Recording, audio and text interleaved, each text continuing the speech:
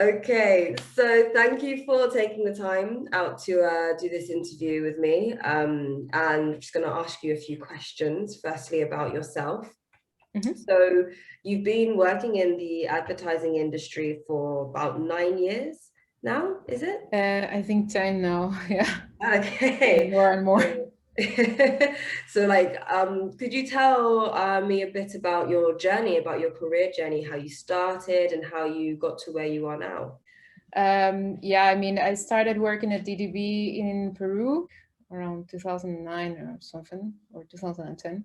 And then I think I worked there for around 6 years. I made a lot of career there. I made really good work and won also several awards with this amazing team there, and kind of like found also my passion for doing more alternative media, more developing channels and so on, which is very hilarious because now it's actually what's strongest now. Exactly. Yeah. And after that, I got a job in Jungformat, Hamburg, and then I stayed there for around 2 years, I think, yeah, and worked for different brands. I think before I also worked for international brands and local brands, but there I got to work with the big one like with BMW and some local ones that were also very, very charming and kind of fun. So I kind of got good experience with them as well. And afterwards, I decided to go to Berlin because, well, I think aside of the work part, I think you always have to find kind of the place where you want to be more. And Hamburg somehow didn't conquer my heart, to say. Yeah. So Didn't win you I, over.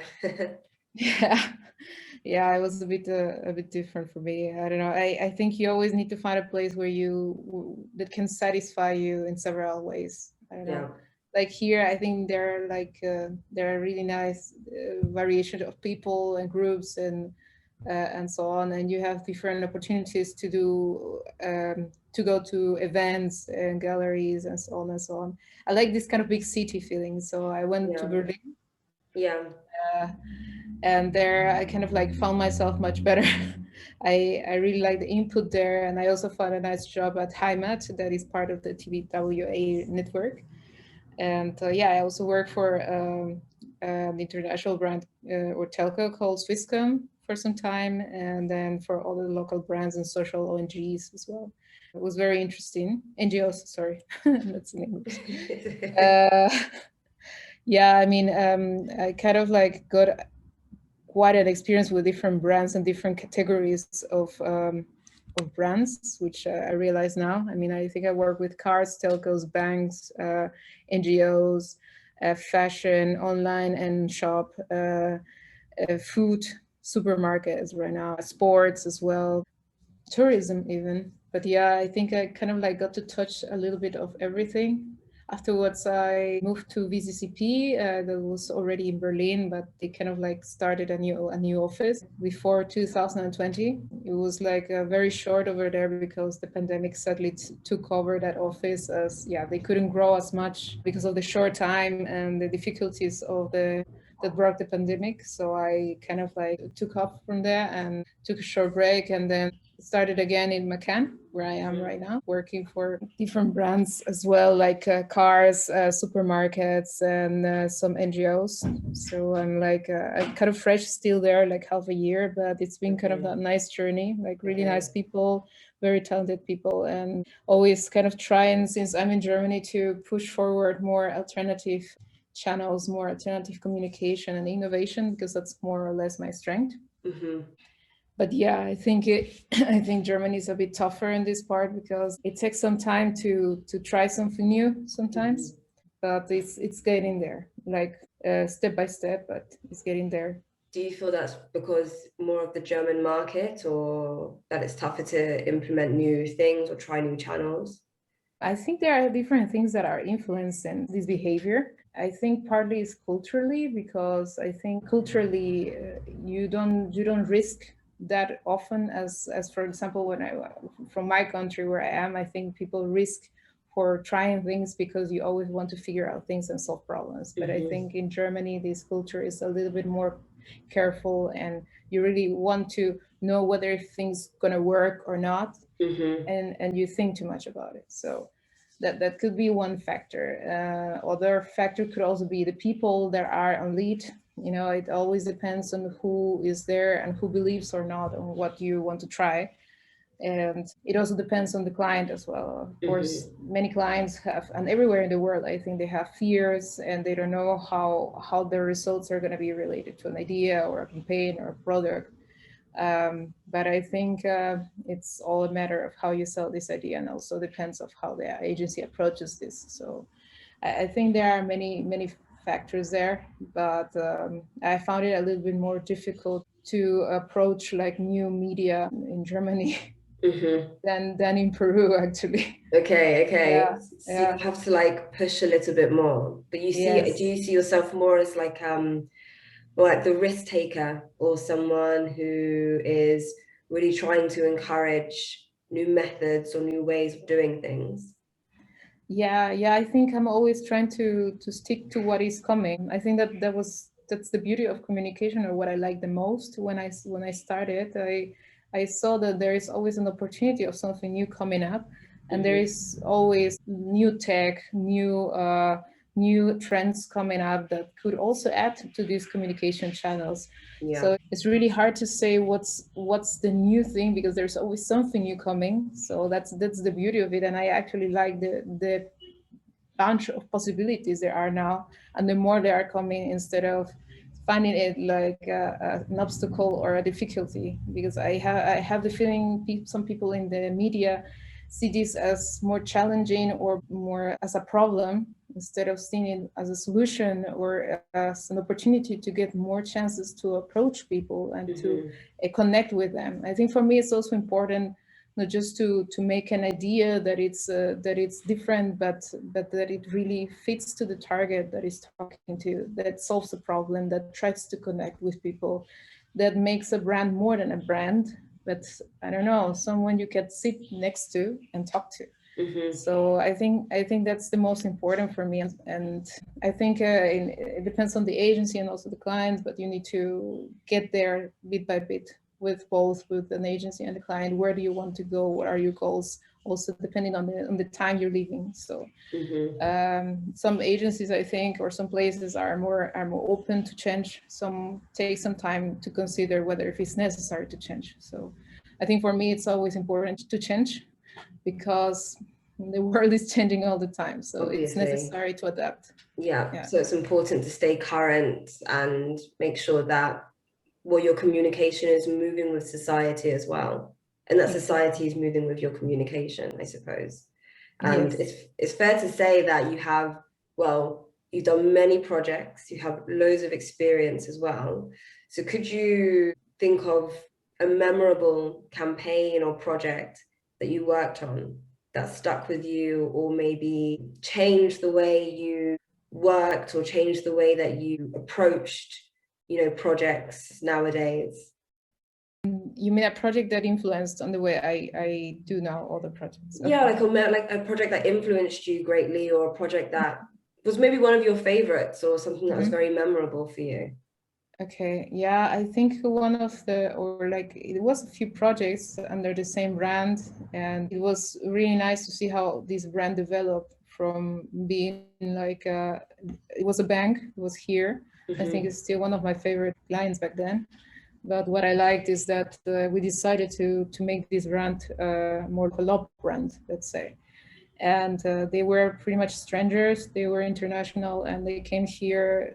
People didn't know them. So our task was to make them lovable, to make them closer to people, to make them charming, and to figure out how can we bring more business to them. So I think the projects that came out of that, they just did more than a great job. They really connected with people.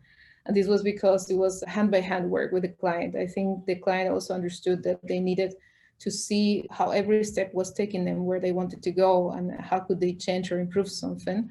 But also we needed to prove this somehow. So with every idea, we were also trying to see along the way if it was working or not, or if it needed something else, or we had something in the backup. So we always were prepared for things and trying to figure out on the way if we could add something to it.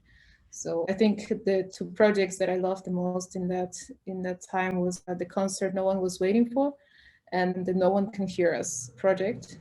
And both were really connected with the topic of music and culture, because I think the bank understood that they needed also to know what people liked in that time. And it was very much related to food, music, culture, events. That's what people wanted to be more in. So they were offering more of that. They were offering them people that were also representing them in that time. So I think what also made that a great success is the fact that they also chose the right people in that time. They gave us the right ingredients, even though they didn't expect to do something like that. Like in the case of the concert, that we brought an old rock star from a few years back, I don't know, 20 years ago in Peru, and he lost his voice because of an illness that you barely see, and that was super unlucky. But he was still a very representative kind of social media person. So when we had him there, we thought, okay, I mean, there must be something greater we can do here than just advertise an event of music or him and so on. I mean, we had these ingredients, but at the end we thought, oh, wouldn't it be great if we could hear him again? And out of a very dumb comment, it actually sounded so good. We thought, why don't we try to offer something like that? What would it be if we could actually bring this guy back, not with him singing, but what if people would sing for him? Would that be possible? It sounded like a dream at the beginning, but when we launched, so to say, a prototype of the concert online, like and to see how many people would actually want to go, it was not even done yet. We realized it was a bomb. I mean, the whole website was like with so many subscriptions, so many people wanted tickets, so many people wanted to assist, and we didn't have even enough for everybody. We thought, okay, we need to make this happen now. How are we gonna do it? I mean, the bank didn't have even the money for that at that moment. So it kind of lasted a few months until we made it happen, because it was going to be a small concert for other group or something like that. And then it became a huge concert for him, also sponsored by other artists that wanted to be part of the whole game. And we passed from like making a prototype to making a huge concert where he actually would be out, and we put microphones around whole stadium so that people could sing around there and that we could all hear them. We even connected the concert in social media so that people that cannot go will sing as well together with everybody.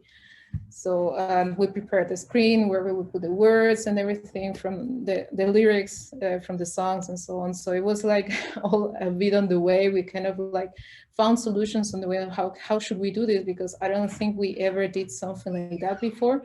And this is also one of those projects that told me, okay, you can actually do something that doesn't belong to a particular format and still can be an amazing communication, but you can still add also some other channels and some other things that also make it even bigger. So it was not just one media, it was like so many around it as well that helped to make it happen. And yeah, I mean, the concert was amazing. When I think one of the most successful ones in Peru. Yeah, back then. It was even better than Paul McCartney's concert here. It was funny. Yeah. And yeah, that fact was super funny. But yeah, I mean, many people. Yeah, it's incredible how like an awesome idea, just a comment, then grew into this huge concert where everyone was connected and everyone could participate as well. It's like very interactive. Yeah. Yeah, absolutely. And not just the people that went there. I mean, everybody online was in there. People were commenting. Well, the way we used social media back then, there was it wasn't as strong as it is now. It was like super useful and super necessary for us. I mean, without that first step that we had with the website, we wouldn't have known if we could actually do that, because in that time we didn't have the money, but we wanted to prove the client that this idea had potential. So it was like our first goal to go to the big thing. So I think this demonstrates somehow for me that you can have a big idea and maybe it's not everything is it's going to make it possible, but you can still prove somehow, or you can still start in some point and then make it happen or make it grow later. I think you just need to believe in it and figure out the way you can make it happen. So I think that first step that we had was just the one that gave us the opportunity also with the client to show them, okay, this is going to be big, this is going to make you great, because you're going to connect with people. People are going to see you in another way, and they're going to see that you also care about what matters to them. You know, they wanted something so badly that we didn't know, and we just figured it out. And they gave this to people. So it was, and to this guy, because I think it was the last concert he could ever be in where he actually felt he was on stage and people were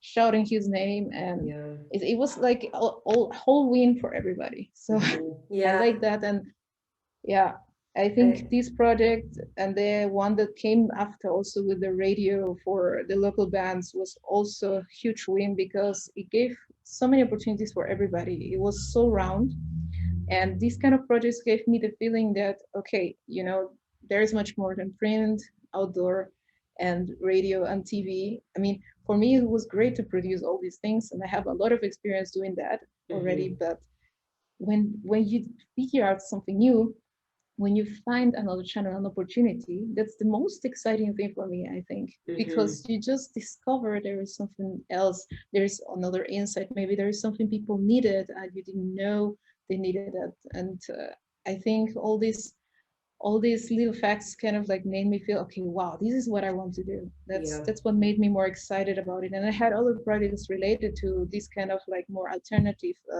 channels that I made, that every time I push on that, I feel like, okay, I really believe in this and we can make it happen. So I really try every time to find an opportunity, to try to solve a problem, to try to make a brand, to try to figure out, okay, is there another way to make this happen, or to talk to people? And but I think that those projects were the ones that ignited more my love for this, and actually one strength of mine that I didn't know at the time, and then I figured out that it was very much part of me, and it's until now, is that I'm always trying to figure out on the way. I like to adapt. I like to figure out things on the way. I don't think you have one idea and that's it. I would think you can extend it, like, I don't know, like Play-Doh. I don't know, you can play with it, you can make different figures with it, you can just mold it. Constantly evolving. There's never like a solid structure. You can do whatever and create whatever. Exactly. It's more or less that feeling. But that created a lot of passion for me about this. I'm still on that. It's amazing. A really cool project. Wow, it's really cool actually. But you've also actually been involved, taken part in lots of awards as well. Like as a have you ever judged an awards before? I judged one last year for independent agencies, I think, but it was a very small one, kind of like started. But this is the second time I think I'm gonna do this, which makes me very happy and very honored. Yes, no, we're really excited. It's usually like we usually have a great turnout of incredible images as well. So so what drew you to accept our invitation to be a judge for this year's awards?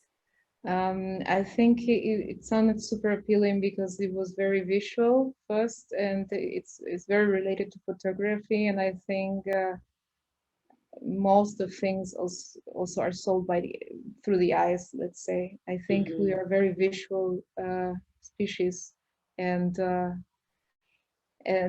it's so important. And I like the fact of just judging something visual, because even though I'm very much into media and tech and innovation and everything, something so important like the visual part sometimes for many people it stays like something less important, you know, and it's actually one of the strongest tools you can have for in advertising in general. It's really strong and it's really important. So I thought it would be a great opportunity to see what I'm feeling about it, and also to see what others think about it and what their opinions are from their perspectives, and kind of like also meet new talent out there. It's also nice as well. I think I know some people, but it's always refreshing to see a different eye, and yeah, just the opportunity to make something like this with a great team. I think there are really nice people involved in this year. Yes, the works. yeah. And it really makes me very, very honored to be part of it, and that you consider me for it.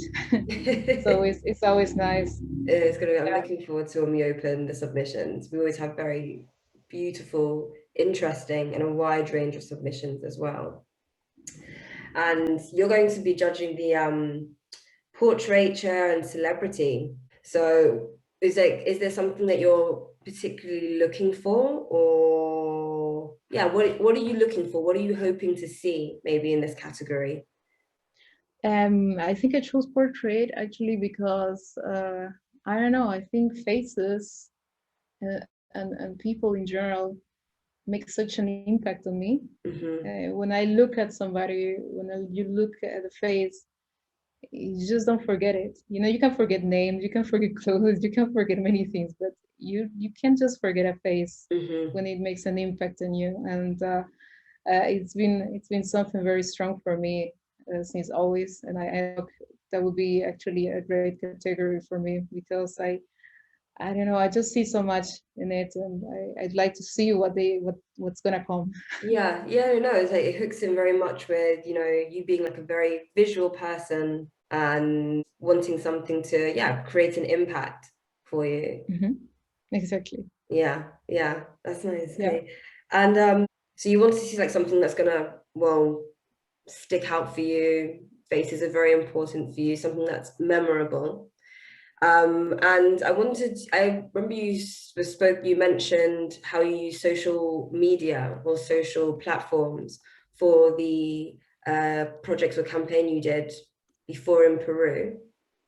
And so what do you think of the importance of online platforms for creatives? Well, I think it is very important. I think if you're not updated with what's happening right now, you're really not loving this media or this job. I mean, for me, for example, I mean, I am one of those persons that is downloading the app as soon as it's out.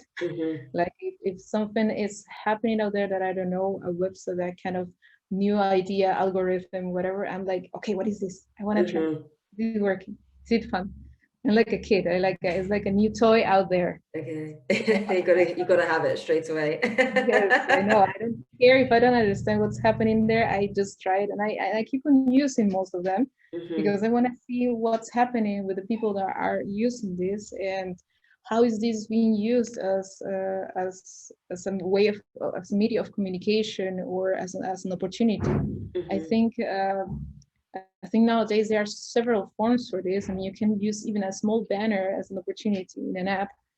And so I've kind of like I think platforms or channels in every kind are very important in our industry, and we can't just stay away from it. We need to like try to understand and explore more along years, to understand where our communication is going, also where people are going. I think also social media has or is making a huge impact on the new generations coming, not just because of how they use technology and everything, but also how they communicate or how they get information, and how they are connecting with brands as well, how important or not important actually it is, or in general how they speak. It's really interesting how everything's changing based on all these emerging platforms, emerging channels. Everything is just changing somehow, how we're living, our behaviors, and how we're thinking, or how we mold our minds as well. So I think it's very important. So yeah, it's one of the things I'm really into. I'm very curious about. I've also been in conferences related to this, related also about sitcoms, societies, and games, and politics in social media, and so on. It's super, super crazy how the directions this is taking. So I'm fully into it. It's a must. And like when, you know, looking for new creatives, or because you said you want to keep up with what's going on, you want to make sure that you are always in the know of how people are communicating or seeing new campaigns or images or connecting with brands. So when you're looking for maybe talent or creatives, what sorts of methods do you use? I think for me, it's important to have a different mixture of people and skills. When you look for talent, I think it depends also on a project or where you're going with the client and so on. Sorry, my cat. Yeah. Yeah, I mean, in general, I think for me it has been very important when I work with people with different talents and different ages as well, because also different generations come with different experiences, and also they can be more into something than I am. And this skill is very useful for me, because then they can bring even more. I mean, I can reach as much as I can, but there are people that are just fully into it, so they are really experts on it. And then I think this talent, this particular skill, is very valuable for me. So I think it's you can find a different set of skills in different people. But also what is very important for me, aside of any skill, is how these people are as people, as persons.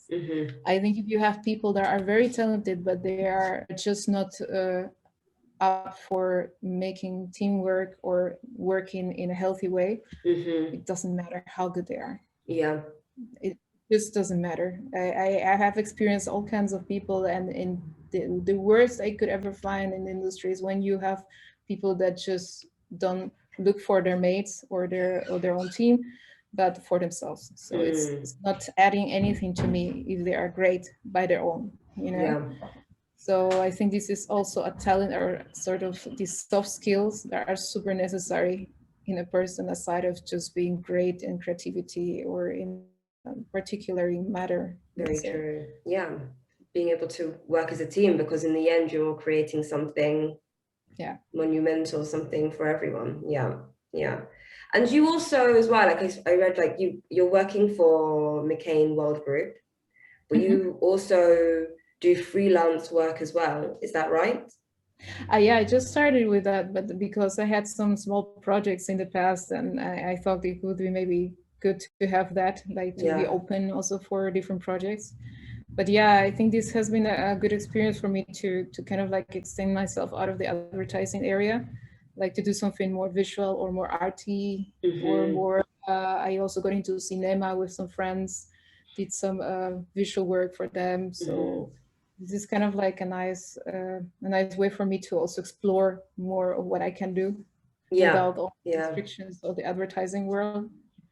So yeah, it's a more artistic kind of like approach, I would say. Is that because you feel that, I mean, as a creative yourself, it's always important to be exploring new channels or exploring new methods or trying something new, so you can find a new way to maybe bring it or to combine everything? Yes, I think it's that, and also how you get to know other people and other kind of environments that also kind of add to what you're doing. I think in creativity, everything influences. I mean, this is one of the reasons also I moved to Berlin, because it's a city that has so much to offer, so much input to give you. It's like shooting so much to your brain at the same time that you're okay, oh my god, this is so great, but this is also great, and you can just do everything, but you try to do all, and it's so cool. And all the people, it's overwhelming, but I love that feeling, because you feel that all that's coming to you, it's also positive. So it's you're taking so much, and at the same time you're also giving somehow what you have.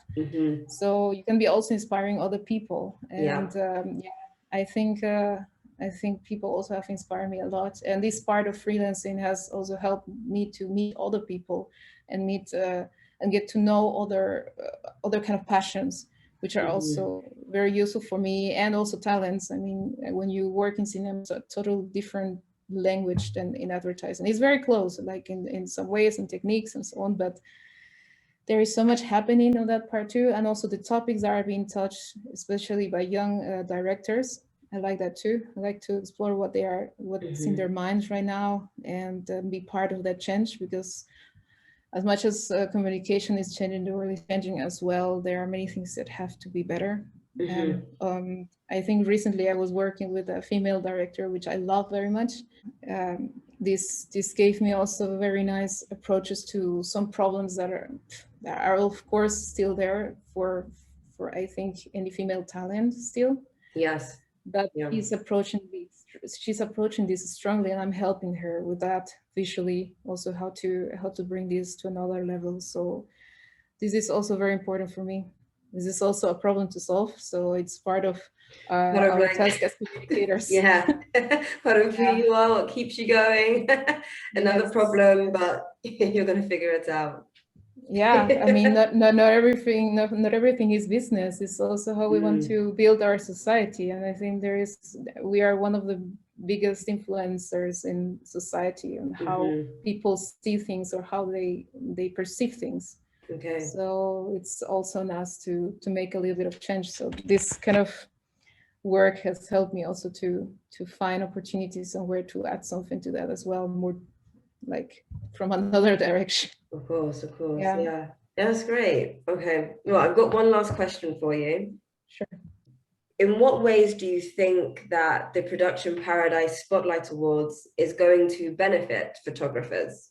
I think for me, always with photography, it depends on what kind of language you have. I have worked with, I kind of like always get attracted by photographers that are very versatile, or when they are really obsessed with something. It's so like, extreme. Yes. I don't know. I mean, there are some people that really can like experiment a lot. I like people that are very experimental. I mean, people with experience are good as well, but I think it's also great when you can just try different things, you know, like I think I had good experience with that so far with some photographers that were really open and we're trying like effects live, you know, like well, I was there and I was like, wow, okay, that's awesome.